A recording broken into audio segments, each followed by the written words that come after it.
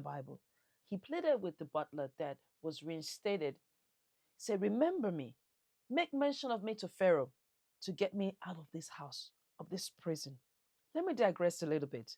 You know, in every area of our life, for me as a business owner, there are times that when you start a business, you're like, okay, you know what? Maybe if I work with a celebrity, or if I work with an affiliate, or I do this or do that, then maybe that will help me to grow my business or bring word, or it will make me viral and, you know, cause my business to grow.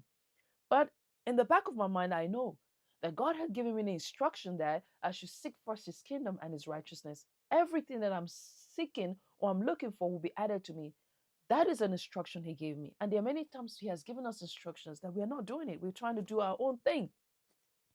But when we obey God, God's word, and when he tells us to do something, brings a blessing to our lives.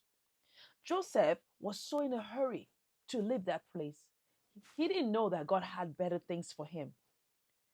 But there was a greater dream that was God was going to give someone else. That interpretation of that dream was what's going to change his life. He wanted just to be mentioned in front of Pharaoh. If he had been mentioned by the butler in the front of Pharaoh, he would have returned to the house of the captain of the guard.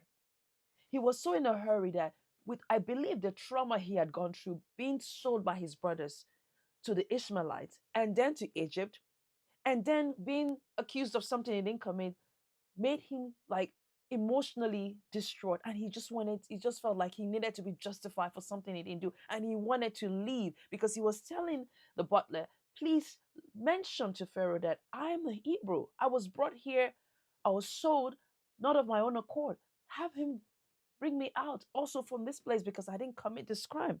But Joseph didn't know that God had greater things for him. Because if he had, as I said, been mentioned to Pharaoh, he probably would have returned back to the house of the captain of the guard.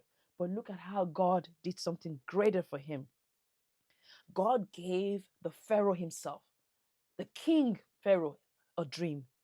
And that was when he asked, who can interpret this dream for me? And that was when the butler remembered, oh, there was a boy in the prison. After 2 years, he did not remember Joseph. After 2 years, that means man can forget, but God cannot forget us. He was dependent on man. Joseph was dependent on man, but he didn't know that God had greater things for him. And I'm going to come back and share with you another